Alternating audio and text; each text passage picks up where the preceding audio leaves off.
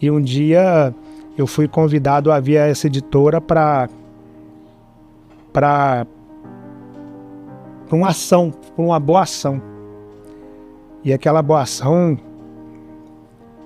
ela vendeu mais de 5 milhões de cópias de livro. Aquela boa ação deu uma casa pro meu pai. Ela tirou minha filha da escola pública e colocou na privada. A minha filha foi reprovada no primeiro ano dela de escola particular.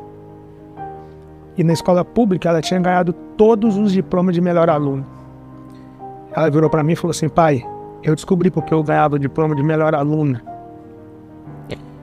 Que é fácil ser o melhor onde eu estava. E com aquele conhecimento eu não ia alcançar resultado, porque onde eu estou agora eu sou o pior entre os que estão lá ganhando os diplomas. E no outro ano ela ganhou o diploma de melhor aluno. Olha só. Só que ela não teria chegado ali se não tivesse acontecido tudo que aconteceu. E eu sei que tem a minha parte naquilo que eu faço. Tem o cara que se preparou muito para estar onde ele está. Mas eu sei que é aquilo que eu falei do dinheiro. Ele é o meio que me possibilitou chegar onde eu cheguei. E talvez se eu tivesse em outras mãos eu não tinha alcançado tanto. Talvez meu livro não tivesse sido lançado, talvez eu não tivesse a vazão que lançou. Nós estamos falando de um país onde um livro dificilmente passa da primeira, da segunda edição. Os autores não conseguem, são afoitos, querem lançar de qualquer maneira, por qualquer lugar, só para falar que o seu livro foi lançado, só para ter em mãos ali um registro para colocar na mão de alguém enquanto lançamento de livro. E Deus me preparou a Buzz Editora para lançar o meu primeiro livro.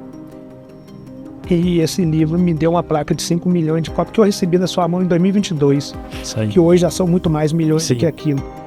E era só o começo. O segundo livro, que também foi um best-seller, lancei o terceiro, que também é um best-seller, e hoje eu estou aqui para te entregar o manuscrito do meu quarto livro. Uau! Que vai ser lançado em 2025. Que sério mesmo? Vou levantar para passar. E que eu espero que você me coloque dessa história. Que maravilha! Ele já nasce best-seller. Confidencial. Poxa, que certeza maravilhosa, incrível. E aí você desculpa a emoção, mas é porque... Ricky, quando eu faço isso aqui é a prova que é possível você um dia ser só um cara que vende água na praia e depois você ser um cara que lançou 4 livros, um país conhecido como, sei lá, o povo não lê, e você chegar a esse ponto. Falando, como é que eu vou imaginar? Eu sem recurso para comprar um livro, você imagina lançar um. Então eu tive que sair dando não para a vida para que eu conseguisse chegar até aqui. E para você que está assistindo esse podcast que sonha em lançar o seu livro, cara, tenha calma para fazer isso, cara. Não queima o seu conteúdo, não. Toda história dá livro. Mas se você fizer isso pelo mecanismo errado, se você for afoito, pode ser que o próximo best-seller desse país fique queimado e venda algumas unidades, ou talvez seja apenas repassado de mão em mão, o que está tudo bem, mas que poderia ter sido o best-seller desse país, que amanhã ou depois pode ser um documentário, um filme, ou que pode transformar a vida de outros tantos milhões. Não perca a oportunidade de ter seu livro nas maiores livrarias do país. Não perca a oportunidade de ter seu livro com possibilidade de ser lançado em outras línguas, sendo mostrado em salões em outros países. Não perca a sua oportunidade.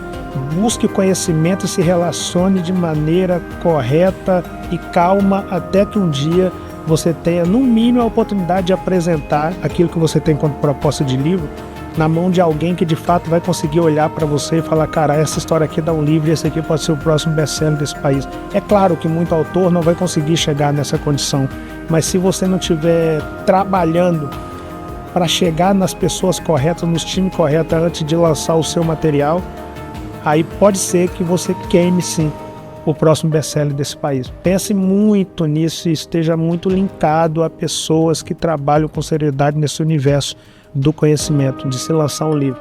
É sonho da nossa gente escrever, mas fazer da maneira errada ou fazer na hora errada, pode ser que o seu não chegue onde o meu conseguiu chegar. O Rick é um cara que, aluno da faculdade da vida, foi aprendendo, trocando pneu de um carro em movimento, até porque eu nasci em um cenário muito adverso, né? E de onde eu nasci, tudo é abaixo da linha do necessário, então a educação que foi nos passada foi abaixo da linha do necessário, o acesso à saúde, a saneamento, a alimentação, a vestir, a transitar, enfim, tudo isso era muito abaixo do necessário. E quando você está nesse cenário, você tem duas opções: reclamar disso, fazer disso o seu mimimi, ou falar, cara, eu não aceito isso como sentença e eu vou tentar sair daqui.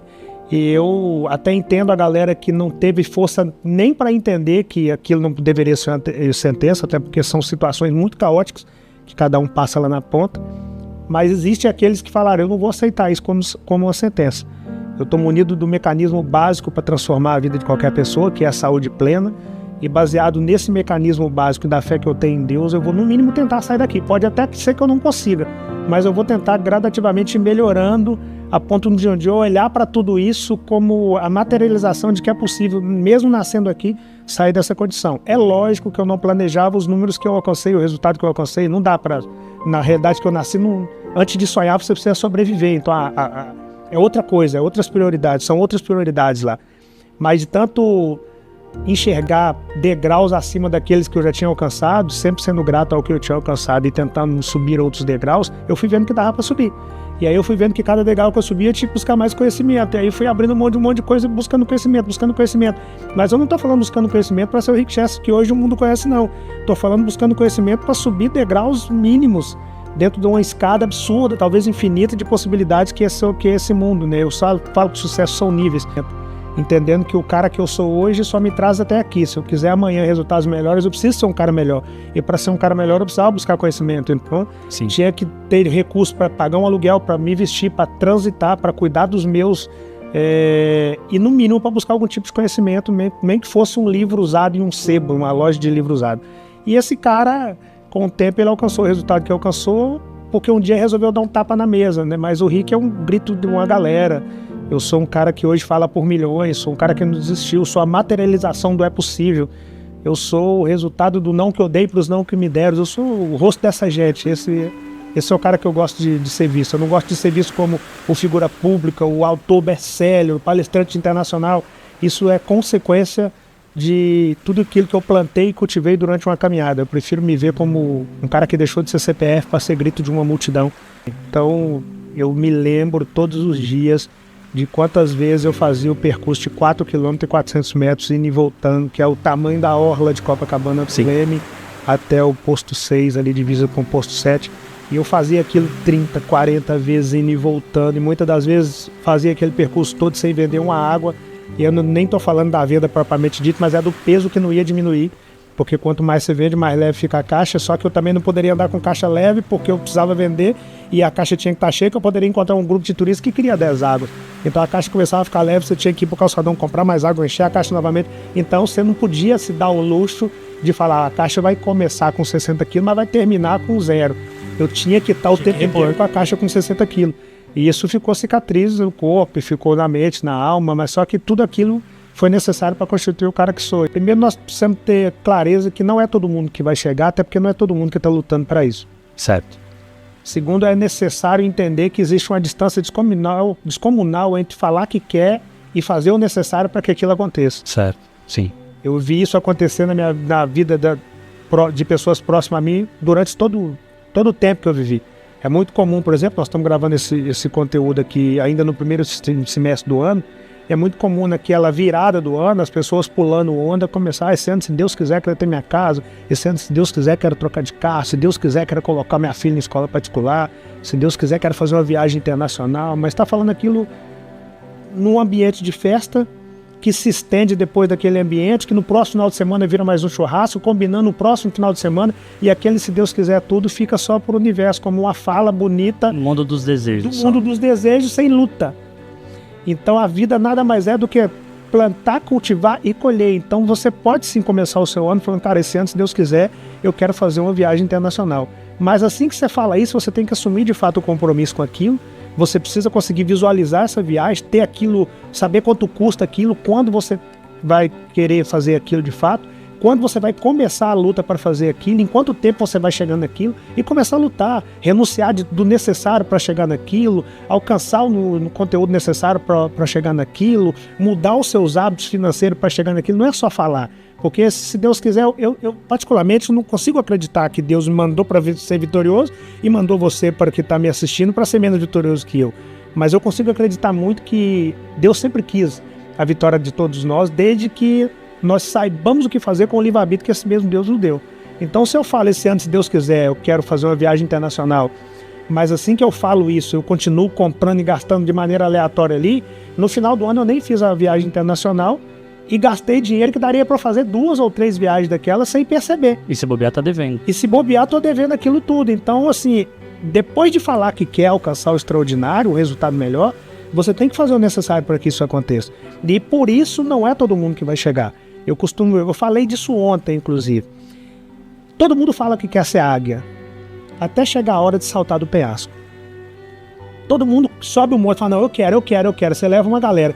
Quando chega lá em cima, fala, bom, agora é a hora de saltar. Nessa hora, uma peneira natural acontece ali. As pernas ficam bambeiam. A perna bambeia. Então, ali, uma peneira natural acontece. E isso vai ser assim em qualquer aspecto da vida. Então, todo mundo fala que quer ser entrevistado em um podcast, até chegar a hora de pagar o preço. Tem uma história extraordinária para que isso aconteça. Todo mundo fala que quer lançar o seu livro, até chegar a hora de pagar o preço, para fazer com que aquilo aconteça. Então, as pessoas são afoitas no falar que quer, mas são relaxadas no pagar o preço para aquilo acontecer. Eu acredito que eu sou o cara que pagou o preço, entendeu? E eu costumo dizer que na selva você não vê leão fazendo prática, ele tá todo arranhado ali. Exato. Porque é o dia a dia natural da selva, entendeu? Entre uma luta e outra, às vezes não dá tempo nem de fazer o curativo, não. Você tem que partir para outro. Eu venho de onde a maioria ainda se encontra. E é difícil para essa galera, que hoje é muita gente passando conteúdo, e que bom que é, porque quando eu cresci, na minha infância, o acesso que a gente tinha era o que acontecia no nosso quadrado ali, tá? Então, hoje a galera tem acesso ao que acontece no mundo todo e em tempo real. Só que essa galera não tem acesso a iguais a eles. Então é tudo muito distante para eles. Quando o Rick surgiu, com aquele tapa na mesa chamado Vídeo da Água, e com aquela mensagem necessária, inclusive em um momento de crise, que deixa uma ressalva para vocês, queira eu estar errado, mas pode ser que aquele momento de crise que eu falava lá em 2018 retorne, e mais uma vez, se ele retornar, mais uma vez vai ser a hora de você provar que a crise não pode estar no país. Ela pode até estar no país, mas ela não pode estar dentro de você. Quando eu dou aquele tapa na mesa, a galera fala, cara, é um igual a mim falando algo que eu ainda não tinha pensado. E aí foi outra pessoa que falou, olha isso aqui. E aí eu até tenho na minha página de bilionários ao cara que está começando agora. Mas a galera que começou a mandar isso um pro outro foram os iguais. Cara, olha esse cara aqui, olha o que esse cara falou, Naquele momento eu não dei um exemplo de como alcançar 1 milhão. Eu falei, cara, pega R$10 aí, nem que seja emprestado, e começa. E é o que muita gente precisa entender. É fazer o simples com uma precisão cirúrgica e tentar de tanto fazer o simples com precisão cirúrgica alcançar algo melhor fazendo simples, começando com muito pouco. Então, a identidade não é só do conteúdo ou do saber que vem do conteúdo. É de se identificar quanto um igual. Eles não conseguem olhar para o Rick. A multidão que acompanha o Rick, pode até ser que um ou outro vai considerar o Rick um influenciador, mas a multidão que acompanha o Rick olha para o Rick e se vê nele. Não vê essa distância de um bem-sucedido e o povão. Não. Essa galera olha para o Rick e fala, cara, esse cara é povão. Esse cara é um dos nossos, falando por nós um espaço onde ele fala que nós ainda não chegamos. Em nenhum momento eu falo que essa gente não vai chegar. Todas as vezes que eu falo, eu sou um cara que fala por aqueles que ainda não chegaram até aqui, porque eu estava ali até outro dia. E eu cheguei a dar o meu tapa na mesa.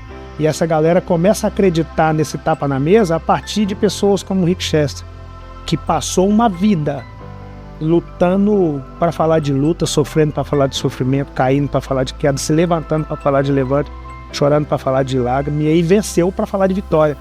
E venceu de maneira muito expressiva. E aí essa galera se identificou muito com isso, se identifica muito com isso, né? Primeiro, antes do vídeo da água, eu falei isso no início, mas vale a pena frisar, nascendo na realidade que eu nasci e tendo os pés no chão como eu tive, lá se sabe que antes de sonhar você precisa sobreviver. Então eu não imaginava nem ser voz de outros tantos. Eu só queria olhar no espelho, me sentir orgulhoso da minha própria caminhada e não decepcionar o cara que me colocou nesse planeta e que me ensinou até ali, que era o meu pai. Velho Roxo. E dentro dessa linha de raciocínio, eu já era um cara muito bem sucedido. Não dava para imaginar ser voz de outros tantos, mas o meu pai sempre passou pra gente a ideia de que o mais velho cuida do mais novo. Então, o meu irmão era referência para minha irmã, para mim e para os mais novos. A minha irmã e meu irmão, referência para mim. Eu tinha que ser referência para os dois mais novos. E eu estava conseguindo fazer aquilo. Então, a minha perspectiva de ser referência era para o meu pai e para os meus que vinham abaixo da minha pessoa. Então, eu estava conseguindo até ali e estava comendo o suor do meu rosto. Então, até ali, eu não tinha nem perspectiva de falar para a multidão. Até ali. Quando chega 2018 e acontece o episódio de Vida Água, inclusive quando eu postei aquilo, nós falamos de seguidor, quando eu postei aquele vídeo, tinha 800 seguidores no meu Instagram. E aí amanheci com 8 mil pessoas na página, uma dessas pessoas era um tal de Flávio Augusto da Silva. Um tal de Flávio Augusto da Silva. Ali a coisa começava a tomar uma outra dimensão. Ainda assim, na minha cabeça espero o melhor, mas se prepare para o pior. E com o nível de pé no chão que eu sempre tive, a ideia era, olha, isso aqui é muito bonito, mas eu sei de onde eu sou. Eu sei de onde eu venho. Hoje eu estou aqui sentado com o Flávio Augusto da Silva, mas quando eu entrar no voo para voltar para casa, eu vou para dentro de um barraco, de um cômodo, um banheiro e uma sala conjugada com a cozinha. Que já é uma grande conquista. Já é uma grande conquista. E no outro dia eu tenho que vender água na praia, porque senão meu aluguel não paga. Então estou falando do primeiro encontro meu com o Flávio, não era um palestrante. O que me mantinha de pé era o cara que vendia água. Então ainda tinha meio que aquele negócio, pera aí, eu não sei até quando isso aqui vai durar, então deixa eu continuar com meus pés cravados no chão. Meu ponto. Aí veio o encontro com o Anderson, que é um outro período, que foi uma ligação do Flávio, vamos fazer uma boa ação. E aí eu tava entendendo aquilo daquela maneira. Eu falei, bom, cara, vamos lá, vamos escrever para ver o que dá. E aí o Flávio falou, cara, continua gravando seus vídeos, porque a sua mensagem é muito importante. Eu me lembro que o Flávio virou para mim e falou assim, olha, a sua mensagem chega onde eu já não consigo mais chegar. Porque quanto mais você cresce, a plateia vai mudando, é natural isso. Então vai ter lugar que a mensagem não chega. Então é meio que uma continuidade. Você pega um cara igual o Flávio Augusto, que ele não precisava do Rick em absolutamente nada, um cara de um coração gigante. Ele poderia ver aquilo, achar até legal, mas passar. Tinha muito peso para mim aquilo. E ele poderia só passar aquilo. Mas é um cara de um coração tão gigante, de uma aura tão leve e de uma noção de dar sua parcela de contribuição com o mundo, tamanho, que ele falou, cara, esse cara pode se transformar em um grito de um monte de gente. E eu não sei se nem ele tinha aquela noção. Aí eu fui encontrar com o Flávio e veio a ideia de escrever o livro. E as coisas começaram a tomar uma outra dimensão até chegar o convite de Harvard. Quando chegou o convite de Harvard, quando eu fui anunciado num voo da Latam, esse voo tá levando Rick Chester para representar o Brasil em Harvard, aquilo eu falei, caraca, eu acho que esse negócio tá tomando uma outra dimensão. Quando eu chego lá, tava lotada a palestra, começa daí. Sim. Eu andando em Nova York, nunca tinha viajado para um lugar daquele. Eu andando na rua e as pessoas me chamando pelo nome. Boston, né? Em Boston, querendo tirar foto, etc. Eu fui, visitei a Times Square e a galera tirando foto.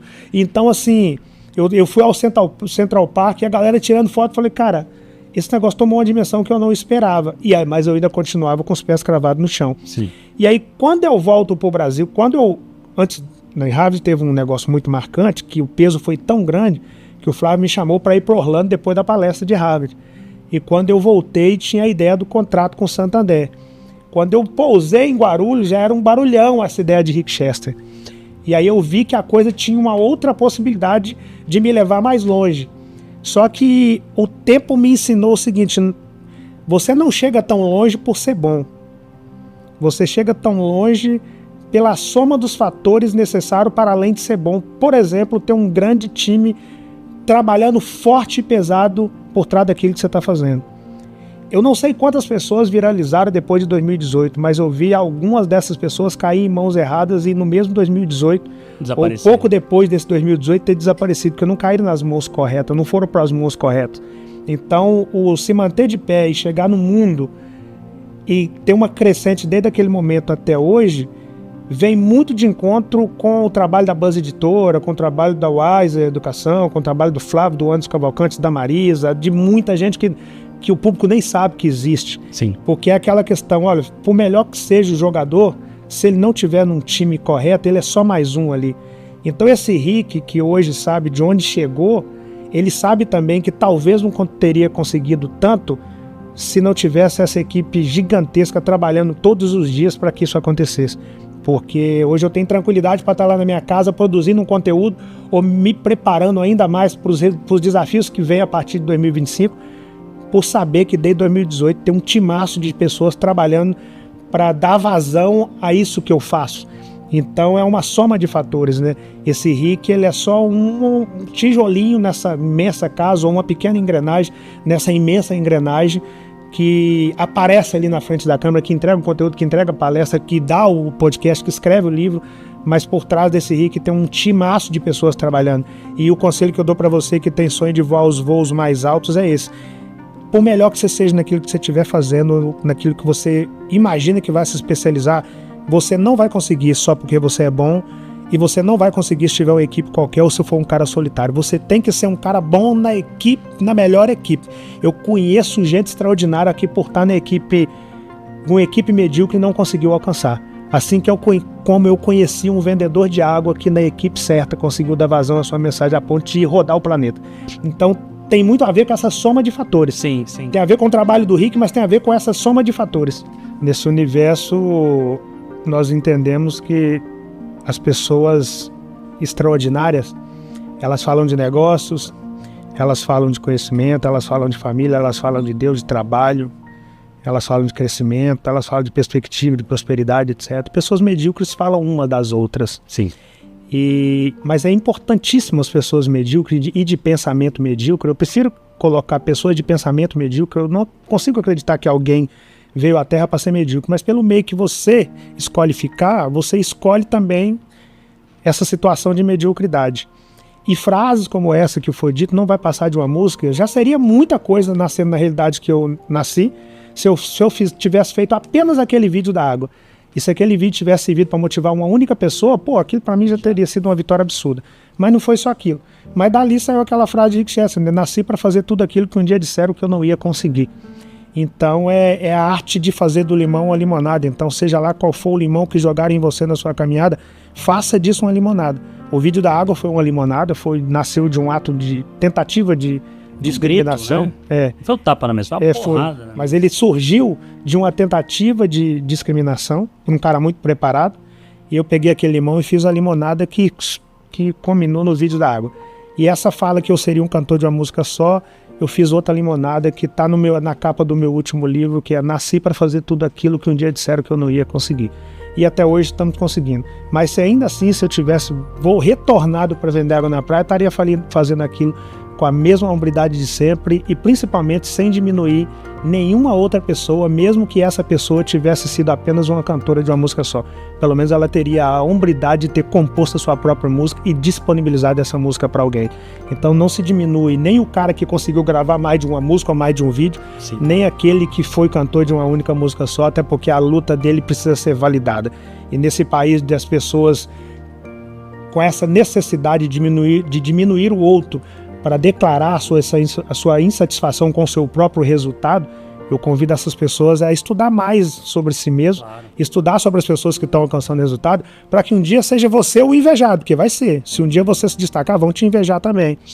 E que você comprove através de uma única música, ou através de vários álbuns, vários títulos, vários prêmios, que você conseguiu fazer aquilo que um dia duvidaram que você ia conseguir, assim como eu também consegui. Eu escolhi ter uma mentalidade boa no meio do caos.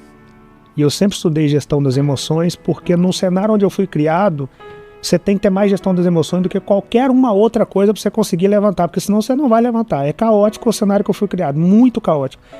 E nesse país não contaram sobre essas coisas pra gente. Ninguém falou com a gente sobre educação financeira, ninguém falou com a gente sobre gestão das emoções, ninguém falou com a gente, espera o melhor, mas se prepare para o pior, ninguém falou. E por algum motivo eu faço isso desde muito novo. Eu costumo dizer que Deus não escolhe capacitado, mas se Ele te escolher, Ele te capacita. E eu não tenho dúvida, baseado na minha história, que a minha vida só se explica na fé que eu tenho, porque humanamente falando eu era um cara que ficaria pelo caminho. Eu nasci e fui criado entre o fuzil e o livro, entendeu? Era muito mais óbvio eu aparecer em uma manchete algemado do que aparecer em uma manchete como um cara que vendeu, sei lá, recebendo uma placa de mais de 5 milhões de cópias vendidas. O caminho era muito mais óbvio por ali. Era muito mais óbvio você me encontrar carregando a lata de concreto, fazendo a casa do bacana, do que ser o bacana dono da casa. Era muito mais fácil essa circunstância. Mas eu fui o cara que carregou a lata de concreto e fez a casa de alguém, e fui o cara que pagou alguém para carregar a lata de concreto para fazer a minha, para fazer a do meu pai, dos meus irmãos, e conseguir alcançar. E eu fiz isso com muita gestão das emoções durante uma caminhada inteira. Então eu acredito que a gestão das emoções que eu tenho, a base familiar que eu vi o meu pai ser criado, e criar os dele, e o lugar onde eu venho, e a quantidade de anos que eu demorei para chegar onde eu cheguei, acabaram moldando um ser humano com a mentalidade que hoje eu tenho. E até porque hoje eu preciso ter essa mentalidade muito apurada, então eu preciso treinar isso todos os dias da minha vida. Todos os dias da minha vida eu preciso treinar essa mentalidade muito apurada, porque aqui nós estamos batendo um papo leve. Nós não programamos pergunta e resposta para isso aqui. Eu até prefiro que seja assim sempre. Eu sou um cara muito, muito rápido em pensar. Então, hoje eu preciso ter essa habilidade de, durante a sua pergunta, eu conseguir desenvolver uma resposta que não contemple apenas a sua pergunta, mas contemple também todos aqueles que vão ouvir essa mensagem, sabendo do Rick Chester que está aqui sentado e que vão parar para assistir esse podcast, porque o Rick Chester está aqui falando e eu vou falar, cara, eu sei que vai sair alguma coisa que eu preciso entender. E dessa pergunta sua, o que você precisa entender é desenvolva a gestão das emoções, para que você tenha tranquilidade de passar pelo caos até que passar pelo caos seja o que vai te levar para outros patamares, a ponto de você conseguir contar para as pessoas como você chegou a essa idade com tamanha habilidade mental, porque você desenvolveu gestão das emoções para passar pelo caos, para se tornar uma referência para falar disso. E aí eu fui desenvolvendo isso na necessidade do dia a dia. Você imagina, você mora numa comunidade onde você abre a porta do barraco da sua casa, sei lá, abriu o portão, aqui tem uma boca de fumo, logo abaixo tem uma barbearia, depois tem uma casa de mãe de santo, uma igreja evangélica, uma igreja católica, um cara brigando ali e uma blitz lá embaixo. Você já abre e aquilo tudo é aula para você, você fala, cara, é um mundo que eu tenho que lidar com isso. É aula para quem vai, né? Para quem está disposto a enxergar tudo como sala de aula. Você olha pro cara do track e fala, cara, se eu for esse cara, de repente eu chego a algum recurso até antes. Mas pode ser que a minha mãe chore amanhã se eu for esse cara. Eu posso ser o cara da barbearia que conseguiu por ali. Eu posso ser o policial, mas eu não sei se eu quero ser o policial. Eu vou ser o cara do isopor mesmo, estou descendo. E você ter que conviver com aquilo tudo e pensar muito rápido para escolher ser cidadão de bem no meio de um mundo muito caótico, sendo nascido e criado no meio desse caos, tentando sair dali, tentando não ver aquilo como sequência, como sentença, você precisa ser um cara muito emocionalmente controlado. Então eu creio que a minha maturidade de fala vem do emocionalmente controlado que eu me tornei, esse ser humano emocionalmente controlado. Se é possível comprar com dinheiro, é barato. Só que mesmo sendo barato, algumas coisas são fora da realidade da maioria. Qualquer coisa que pode ser comprada é barato mediante aquilo que dinheiro nenhum no mundo pode comprar. A minha irmã está passando agora por um processo de quimioterapia. Não tem dinheiro que resolva, que reduza o que ela está passando lá agora. Inclusive eu raspei o cabelo dela outro dia. A minha mãe tem 5% da saúde dela. Nenhum dinheiro do planeta, se eu pudesse colocar a minha mãe no sírio-libanês, não vai resolver. Não recupera isso. Não recupera isso, não vai recuperar esses 95%. Tem algumas coisas que o dinheiro não resolve.